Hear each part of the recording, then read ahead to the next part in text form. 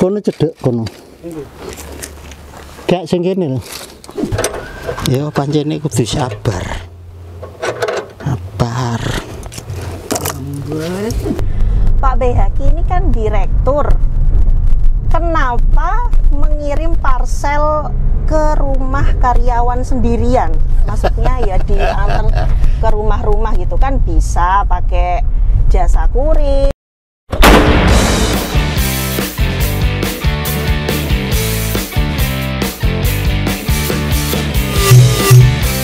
Hai guys, semuanya sahabat Radar Kudus dimanapun kalian berada. Saat ini saya Mala Kamila sedang bersama komandan kita guys.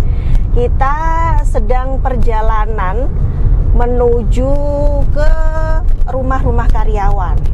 Nah, sebenarnya kita mau ngapain sih Pak ini Pak?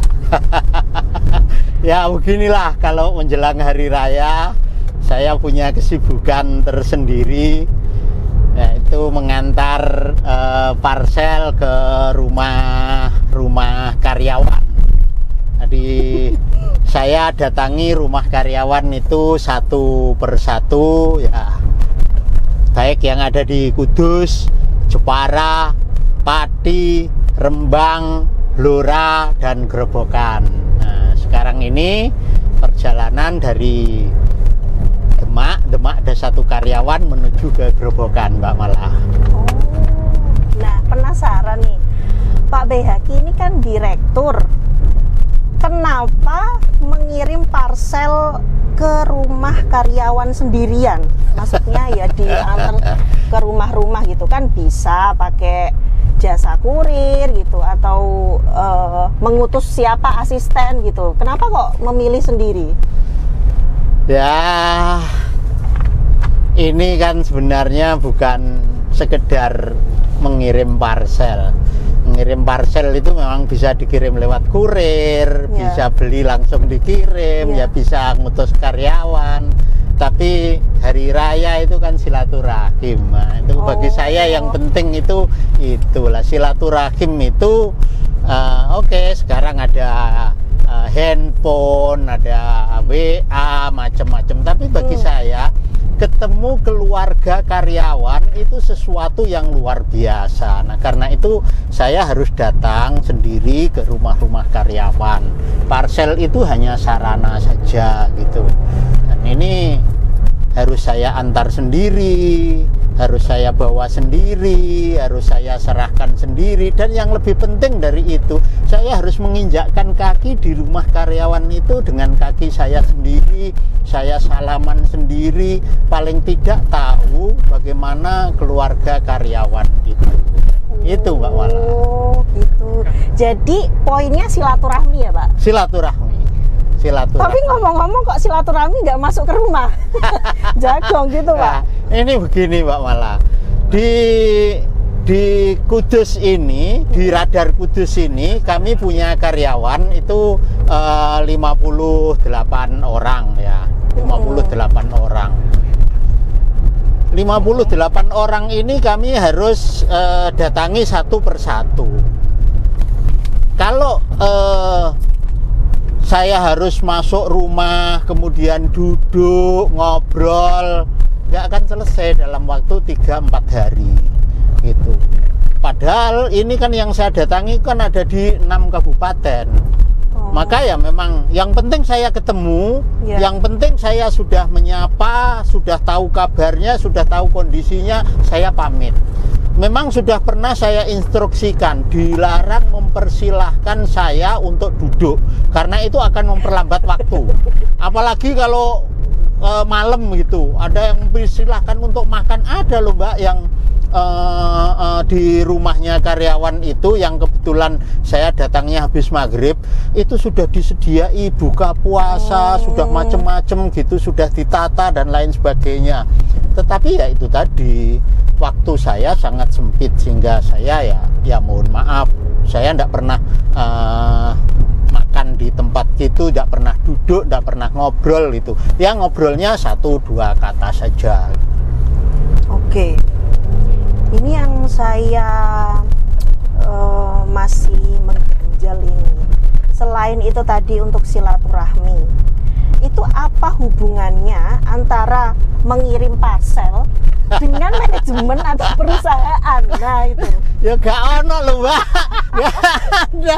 Oh, ini mau saya sendiri. Tapi kan begini, namanya manajemen itu menggerakkan orang Mbak Mala.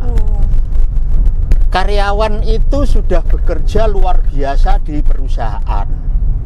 Mereka itu manusia ya, seperti saya ini. Saya juga karyawan, saya dibayar, cuma yang membayarkan perusahaan di atas saya, direktur di atas saya membayari karyawan. Ini ada hubungan timbal balik gitu. Nah, karyawan sudah bekerja keras. Nah, apa yang harus saya berikan kepada karyawan itu? Ya gaji ya sudah seperti itu, sudah ditentukan ya, fasilitas ya sudah ditentukan. Tetapi lebih dari itu ya silaturahim itu. Kita ini satu keluarga, itu yang penting. Kita ini satu keluarga. Nah, kalau satu keluarga itu sudah saling tahu, sudah saling mengerti, sudah saling memperhatikan, saya kira ini akan tergerak sendiri-sendiri. Dan ini yang penting di perusahaan itu, artinya itu menggerakkan roda perusahaan. Roda perusahaan ini ada di karyawan. Nah, kalau sudah karyawan tidak dikasih perhatian, sebaliknya begitu, karyawan juga acuh terhadap direkturnya. Ya roda ini nanti akan macet-macet gitu. Jadi dikasih pelumasnya apa? Ya disapa tadi. Orang disapa saja itu luar biasa senengnya. Apalagi karyawan Mbak, karyawan yang terendah ya katakanlah, tapi kita sapa. Halo, piye kabarmu? Sehat?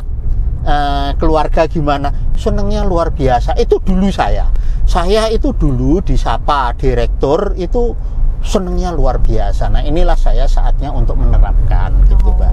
Ya itulah. Ada yang niru gak Pak? Oh, banyak yang niru ya. Ini kan sebenarnya kan sesuatu yang umum dilakukan.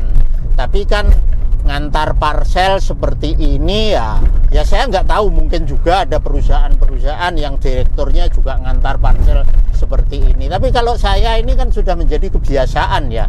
9 tahun yang lalu saya sudah melakukan kegiatan ini dari karyawan satu ke karyawan yang lainnya, begitu. Kalau perusahaan-perusahaan besar ya barangkali memang tidak mungkin lah itu dilakukan seperti itu, karena mereka karyawannya kan ribuan apalagi puluhan ribu. Tapi bagi saya mesti ada jalan untuk bagaimana silaturahim dengan karyawan, silaturahim dengan keluarga karyawan. Kalau di Radar Kudus Mbak Mala, ini kan silaturahim itu tidak hanya seperti ini. Saya misalnya tidak hanya ngantar parcel. Parcel ini nilainya sebenarnya seberapa gitu, tidak ada nilainya dibandingkan dengan tadi silaturahim itu tadi. Jadi saya misalnya ke karyawan, ya ada karyawan yang melahirkan, ya saya ke sana. Ada karyawan yang sakit, ya saya ke sana. Ada karyawan yang nikahan, ya ke sana. Itu. Nah, ini yang menarik. Bagaimana tanggapan para penerima ini? Ya macam-macam ya Mbak ya, namanya keluarga karyawan itu kan, karyawan kita ini kan macam-macam. Ada yang dari keluarga kaya, ada yang keluarga miskin, ada yang petani, ada yang di pelosok seperti ini. Kita ini perjalanannya saja ini melewati ini saluran ini, kita ini berjalan di pinggir saluran itu sepanjang sejauh 20 km Mbak. Ada yang rumahnya itu di gunung, ada yang pucuk pol-polan, nggak ada jalan tembus lainnya. Nanti kita akan lihat itu di gerobokan itu seperti itu. Ya, jadi dan mereka itu kan belum ada yang belum tahu saya. Oh iya. Ya, ada beberapa yang belum tahu saya karena saya ya seperti ini itu. Ada yang menganggap saya ini ya kurir, memang saya ini kurir, nganter parcel itu kan kurir. Saya bawa sendiri, saya gotong sendiri gitu. Ya kurir. Nah, saya bilang saya dari Radar Kudus, menyampaikan selamat Idul Fitri, mohon maaf lahir batin. Itu bagi ada yang karena saya ini pakai sandal jepit, pakai celana pendek gitu ya, ada yang orang yang menganggap betul-betul saya ini ya kurir beneran gitu. Jadi tanggapannya ya, oh ya terima kasih gitu. Tanpa ekspresi sama sekali ya ada. Iya sih, saya lihat jenengan ini kan pakai celana pendek, sandal jepitan, itu kayak enggak direktur. Jadi bagi saya mikir ini apa nggak malu ya? ya memang begitu Mbak Mala. Jadi saya pakai semacam ini nanti kan itu tadi keluarga karyawan itu kan macem-macem. Nanti malah kaget kalau saya misalnya datang pakai dasi gitu. Pakai jas, iya pakai jas juga gitu. Ya banyak orang yang menganggap memang ini saya keliling ke rumah karyawan itu pencitraan. Memangnya saya ini calon bupati pencitraan. Dan ini kan sudah 8 atau 9 tahun yang lalu. Kalau pencitraan itu 1-2 kali Mbak Mala. 1-2 kali ya ke rumah 1-2 karyawan kita setting yang misalnya yang paling miskin atau yang paling kaya. Ini seluruh karyawan. Seluruh karyawan saya datangi, tidak peduli miskin, ya tidak peduli kaya, semuanya parselnya ya sama. Ya, itu. Dulu awal-awal saya ngirim parcel, pulang itu pasti dikasih oleh-oleh Mbak. Itu lucu. Ada yang ngasih oleh-oleh itu berambang 2 kilo, ada yang ngasih kacang, ada yang kerupuk pun ada yang ngasih melon, ada yang ngasih pisang, macem-macem Mbak. Sampai suatu saat saya ini harus mengeluarkan instruksi larangan, dilarang memberikan balen atau apapun kepada kurir yang mengantar parcel. Saya keluarkan instruksi itu pun masih ada yang nyolong-nyolong Mbak. Nah, kemarin itu masih ada, misalnya saya ke Rembang itu dibawai kacang 2 kilo Mbak. Wow. Kacang kulit, dan itu sudah godokan. Ini orang ini niat banget gitu, 2 kilo kacang gitu. Ada yang karena ke Jepara itu saya memang sore itu kemudian dikasih bekal untuk sahur untuk buka di jalan. Dan memang kalau gitu kadang-kadang saya sulit untuk menolak. Ya terima kasih, tapi itu kan merepotkan gitu. Kalau ini Pak, pernah nggak sih Pak Baihaqi salah ini jalan atau malah kesasar gitu? Kemarin itu di Kudus saya masuk ke rumah karyawan. Saya pikir sudah betul, udah saya langsung masuk ke halamannya saja sampai teras. Ternyata yang keluar itu bukan keluarga karyawan saya, ya malu juga gitu. Tapi kalau cuma kesasar gitu ya sering kali, apalagi kalau yang di desa-desa dan sampai malam. Saya itu ngantar parcel itu kan kadang-kadang sampai jam 10 malam gitu Mbak Mala. Itu kalau yang di desa itu kan gelap sekali. Makanya setiap karyawan saya mintai alamat itu detail, termasuk petunjuk arahnya dan juga Sherlock gitu, supaya tidak terjadi salah jalan. Pak Baihaqi, waktu pertama kali itu kalau di Kudus itu kan ada 6 kabupaten. Nah, rute pertama itu kemana saja dan membawa berapa parcel? Biasanya itu ini sudah terpola sih. Awalnya itu mesti hari pertama saya Kudus sama Jepara. Di Kudus sama Jepara itu ada 37 karyawan. Nah, ini polanya itu harus saya selesaikan 1 hari. Jadi di Kudus itu biasanya sampai kira-kira jam 2, itu mulai jam 8. Kemudian setelah itu lari ke Jepara. Nah, nanti pulang itu sampai malam, kira-kira jam 9, jam 10. Nah, kemarin ketika saya mengantar yang Kudus Jepara itu, saya setat jam 8, pulang sampai Kudus itu jam 10. Jadi saya harus nyetir itu 12 jam lebih Mbak Mala. Dan gitu. Karena bagi saya karyawan itu kan sudah punya pekerjaan sendiri, Mbak Mala ya. Yeah. Ya di kantor itu punya pekerjaan sendiri. Ya saya punya pekerjaan sendiri. Nah, prinsip bagi saya itu jangan saling mengganggu. Saya juga tidak mau mengganggu pekerjaannya karyawan begitu. Nah, pekerjaan karyawan supaya juga bisa berjalan dengan baik. Maka mengantar parcel ini karena ini pekerjaan tambahan atau niat tambahan, ya saya antar sendiri gitu.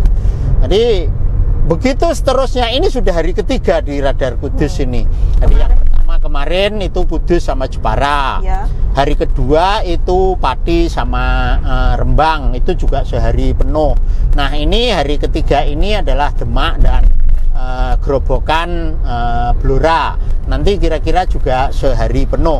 Ini orangnya memang tidak banyak, Mbak, yang di Gerobokan, di Blora ini. Cuman jalurnya ini yang tidak ada jalan tembusnya. Jadi masing-masing itu berpencar. Ada satu karyawan yang ini ke arah dari Gerobokan itu ke arah Semarang. Ada yang ke arah Solo. Ada yang ke arah Blora. Ada yang ke arah gunung nanti di sebelah timur dan tidak ada tembusan dan semua harus balik ini. Oh, Jadi gitu. ini rute yang kira-kira rute lumayan menarik, jaraknya panjang gitu. Beda dengan Kudus. Kudus itu kan deket-deket tapi masuk gang. Jadi saya harus keluar masuk gang begitu, harus jalan kaki ke gang balik lagi gitu. Itu rumitnya di Kudus itu. Nah ini Pak, total seluruh parcel yang itu berapa? Kalau di Radar Kudus itu kan ada 57, 58 ya. Saya kan direktur Radar Semarang juga, Mbak. Radar Semarang itu ada 75 karyawan, Mbak. Oh. Jadi ada 75 karyawan itu tersebar di 12 kabupaten kota kalau di Semarang itu, Mbak. Jadi mulai dari Semarang kota dan kabupaten, terus ke barat itu ke Kendal. Ya. Kemudian ke Pekalongan kabupaten dan kota, itu yang terjauh itu di Kajen. Kemudian kalau ke timur itu ke mana itu kota Salatiga, terus ke Magelang, ya. Temanggung sampai Wonosobo sana, Mbak. Itu 12 kota dan 12 kabupaten. Kota. Nah, itu 75, Mbak. Jadi kira-kira total itu ya ada 130-an lah.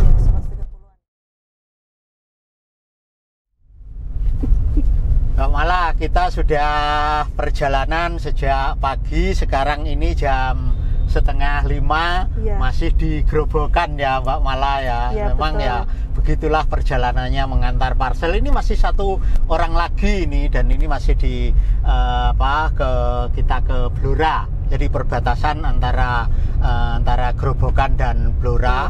Perjuangannya memang berat sekali. Ya begitulah, rumah karyawan itu ada yang di gunung juga, ada yang di jalan seperti tadi. Ternyata jalannya ya sangat terjal begitu. Ada yang beraspal, ada yang tidak, ada yang cor-coran tapi hanya kiri kanan dan itu sudah rusak.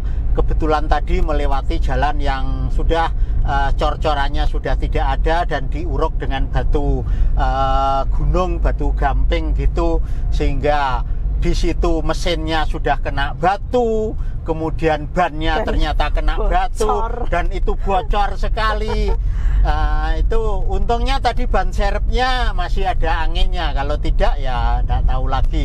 Tapi itulah perjuangannya, ya harus ganti ban segala begitu di tempat yang seperti itu. Jauhnya minta bantuan kepada orang di sekitarnya nggak ada. Jauh-jauh rumahnya. Ya, dan jauh, rumahnya masih jauh. Nah, itulah yang memang saya harus lakukan itu. Tapi saya tidak kaget Mbak Mala seperti itu. Karena ini kan saya sudah bertahun-tahun seperti itu. Hujan, panas, melewati banjir ya sudah biasa. Melewati jalan yang seperti itu ya. Tekong bulu Kono cedek kono. Gak sing kene lho. Sing kene lho mburine ban niku ketok gak iku? Ketok.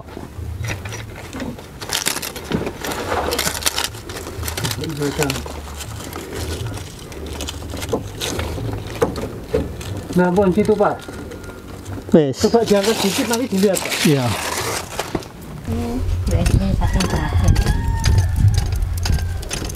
Kok handrem toh? Nggih, nggih. Dan untuk tunggang. Nek mau segala mbok iko, Mbak. Boten. Kencani. Ya kontone jenenge dadi dulur ora kenal, Mbak. Boten-boten dongkrak.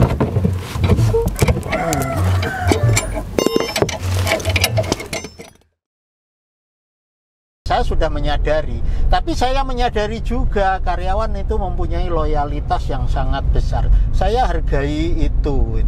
Karena itu parcel yang harganya cuma segitu itu dibandingkan dengan perjalanannya itu kan nggak nyucuk ya Pak. Nggak nyucuk. Dibandingkan dengan bensinnya nggak nyucuk itu. Tapi saya harus antar itu karena saya khawatir. Itu parcel itu kan ya nilainya nggak seberapa. Coba bayangin kalau itu dibawa pakai sepeda motor dari Kudus ke rumah Gerobokan di situ, di tengah jalan kemudian brodol Mbak Mala. Waduh. Kemudian keluarganya sudah menunggu-nunggu. Anda bisa bayangin begitu kalau dia sendiri yang banyak bocor misalnya. Nah, itu makanya saya ya sudahlah, saya yang kerepotan sedikit ya, nggak apa-apa ya, untuk menyenangkan karyawan sedikit. Nah begitu Mbak Mala. Top Pak, top pokoknya Pak. Ya begitulah. Ini nanti masih ada satu lagi ini maghrib, saya kira masih di perjalanan Mbak Mala. Jadi harus sabar Mbak Mala ya. Iya Pak. Nah, jadi Siap. nanti enggak tahu, nanti kadang-kadang saya itu buka ya di jalan gitu. Ya duduk di jalan gitu kalau jauh dari warung. Kalau ada warung ya pakai warung gitu.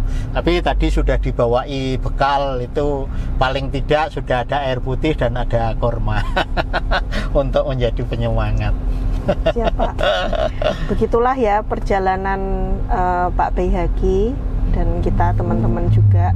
Ternyata memang sulit, tapi ini sudah berjalan 8-9 tahun. Ini saya sangat apresiasi, dan ini untuk karyawan. Tangan. Oke, mungkin podcastnya sampai sini. Semoga dari perjalanan ini teman-teman punya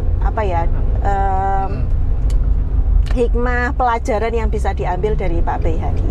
Oke, sampai jumpa. Ya.